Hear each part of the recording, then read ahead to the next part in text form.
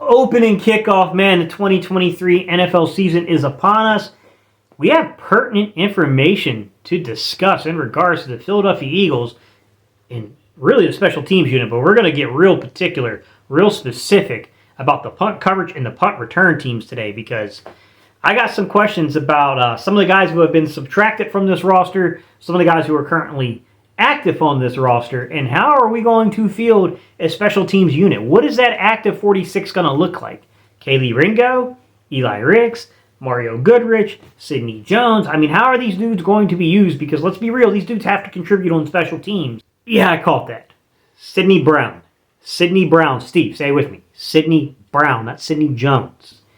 Where do they fill in? Where do they fit? How do the Eagles, basically make sense of the special teams unit? How does the new rules around the special teams unit, like these new rules that are governing it? It's going to be very, very interesting, guys. So let's go ahead. Let's rip the Band-Aid off and let's talk about the side of the football that we seldomly like to discuss here in Philadelphia. Special teams. All right, let's get it. What's up, Cerebral football fans? My name is Steven Hyder. This is Gate City Sports Channel. It has to be talked about, guys. We have to talk about it. Our opponent is pretty dang good. The New England Patriots are a really good special teams unit. Marcus Jones is going to be a formidable opponent, especially on the punt return team. That guy is a really good punt returner. Second highest graded guy on the 22 season. Number 1 in punt return yards and 6 in terms of punt return average. I don't know what else we can say other than to say that it's kind of the game within the game that's going to matter. It's going to be important. It's the field position. It's the battle over field position. And yes, I have to start off by saying that the rules around the league adapting and changing are going to have an effect, of course, right? We now know, just like on punt returns where you could just basically fair catch it at any point and get the ball rewarded where you're at, it seems to be, from my understanding, is you can do the same thing now in terms of the kick return team, where you can fair catch at any point and the ball's going to get awarded to you to 25 now. So obviously you could do that previously in the end zone by either fair catching it there or letting it go out of the back of the end zone. But it looks like they've expanded upon that rule now. So I guess the squib kick is going to become a thing of the past. Heck if I know, guys. It's going to be interesting to see how all this stuff works. With that said, man, I got some questions about our punt coverage team, our punt return team. I got some real important questions that I think need to be answered about personnel. Who the heck's going to play certain alignments? We took some hits in the preseason, guys. I mean, I know we came out relatively healthy, and it's like, hey, man, the 22 guys we're depending upon offensively and defensively, and I'd say even the 30 guys, the top 30 guys we're going to depend upon. We're fortunate, man. We're walking in week 1 healthy there, but let's be real, guys. Our special teams unit took a hit. Zach McPherson going down hurt us, man. That's going to hurt. Sean Bradley going down hurt us, right? Taking the risk we took with Kayvon Wiles, hoping that we can get him through to the practice squad and him being claimed. It's going to hurt us, and I'm going to explain why this hurts us in a minute from a special teams perspective. To me, when you look at the punt return team and the punt coverage team, there are 6 alignments that are vitally important, and 3 of them, I'd say honestly 5 of them, most people know pretty dang well. At least 4 of them I know you know well. The punter, no crap.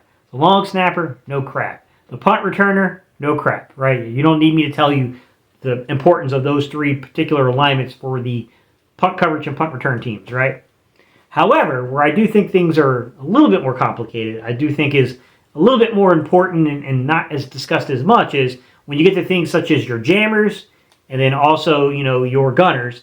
And then outside your jammers and your gunners, another spot, another alignment that is very seldom discussed and is freaking ridiculously important. Guys, it's your personal protector. They use them technically on punt coverage and punt return, but your coverage team is way more important, right? You don't always have a personal protector on the return team. You can opt to do that, but you can also add an extra jammer. You can add an extra defender down on the line of scrimmage. You can opt to do different things in terms of like not having a personal protector in terms of your return team. But your coverage team, that is the last line of defense, right? You have 2 wings, and you have that guy that's offset and back from them who's the personal protector. The last line of defense for your punter. That was Kayvon Wallace's role, guys. I don't know what they're going to do. Mekhi Garner did it in the preseason and did it pretty dang well, but he's on the practice squad. You can only really have 2 call-ups from the practice squad per game. Your punter's on the practice squad. Presumably your punt returner might be on the practice squad. They could technically use Oz. And we'll have to see if they do that in game, guys, in terms of the decision for the 46 and how they manufacture those call-ups on the practice squad. But you got some big question marks here, guys. I mean, Aaryn Sippos is on the practice squad, so that would tell me that the leash is pretty short there for this young man, right? I don't know that I feel confident he's going to be here for all 17 weeks this year. All 17 games, I should say 18 weeks of the regular season. I don't know. I mean, that's iffy, right? Your punt returner is technically either on the practice squad or he's going to be a member of a wide receiver core that only has 4 players. Not the greatest in the world, right? It's not exactly what you want to hear. It's not exactly what you want, okay? And then your personal protector. You look at your personal protector. Kevon Wallace was that. Mekhi Garner's pretty dang good at doing it, but he's on the practice squad as well. I don't know of anyone else on this roster. I mean, I guess you could say Sidney Jones, really, Steve? Sidney Brown, my bad, guys. Sidney Brown could potentially be that guy, but I don't think that he did it in the preseason. I don't see any snaps logged for him there. Maybe he did it in college, guys. I'd have to go back and look and see if he's ever done that job in college. Maybe you could say, you did a veteran dude like a Boston Scott, maybe someone like that could be that PP for you back there on the special teams unit, a personal protector for your punter. There's some questions to be answered here, guys. When you really dive down deep into the alignments on the special teams unit, especially punt coverage and punt return, I don't know, guys. I mean, the only really names that I know for sure is going to be Aaryn Sippos is on the practice squad. I take a look at Britton Covey. Britton Covey's on the practice squad. Josh Jobe is on the active, 53 and is likely going to be part of the active 46 for game day. So Josh Jobe will be there for your gunner, and he'll be there, also as a jammer. But who plays opposite of him, I don't know. Could be, a call-up from a Tristan McCullum. Could be, an unknown or an unforeseen guy like a Sidney Brown. Not unknown, but unforeseen, like a Sidney Brown coming in and doing that. Could be Eli Ricks, who did a lot of that in preseason. It could be Kaylee Ringo, who's really gifted, did a little bit more. If I'm being honest, guys, he did a little bit more in terms of being the jammer than he did as a gunner, but theoretically those two things are pretty interchangeable. I don't know. I mean, Britton, going past Britton Covey in terms of if you use a wide receiver, getting a 5th wide receiver, but not using it as a punt returner, Devin Allen played as a gunner. Devin Allen could be a jammer. It's going to be interesting to see how they facilitate and how they shape the roster from the punt coverage and punt return teams. I would be lying to you to say that I have the answers. I don't know. I honestly, guys, I have no clue how they're going to do this. It will be interesting, and I will be all over that all 22 as soon as I get my hands on it early next week, because I definitely want to see exactly who they had out there as the jammers, who they had out there in terms of the gunners, who they had out there as a personal protector, right? I definitely want to see the way they play these things. I want to see exactly how they facilitated that active 46 and then make some assessments and make some judgments, because we got a short turnaround. That's the other part of this. We're turning right around on freaking Thursday Night Football and playing the Vikings. Now, luckily, it's a home game for us, but we got this 4 o'clock start on Sunday and then a quick turnaround.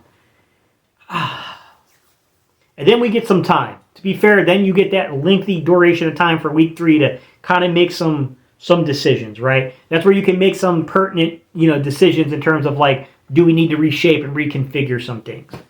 I just hope that it doesn't cost us a game in the first couple of weeks. That's my concern here, is that these type of feeling out the roster in terms of that third core unit, special teams, doesn't end up causing us to lose field position at such a ridiculous rate that ends up costing us a game. That's something that shouldn't happen. We're better than these two teams we're playing in the first 2 weeks of the season. But with that said, man, it's the NFL any given Sunday. You know the saying, guys. Any given Sunday, I got my eye towards this punt return and punt coverage team. I definitely want to see what happens here. All right, y'all. Leave your comments down below. Let me know what you think. I know some of you guys are going to definitely focus in on the punter.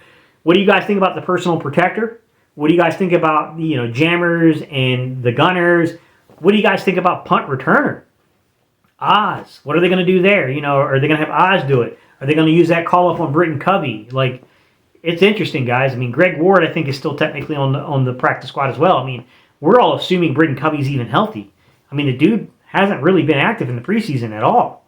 He might not be even healthy for week 1 for all we know. We'll have to wait until Wednesday's injury report rolls out to kind of get a feeling if he's even on it. All right, y'all. I appreciate y'all's time and attention. Leave your comments down below, and I'll see y'all in the next video.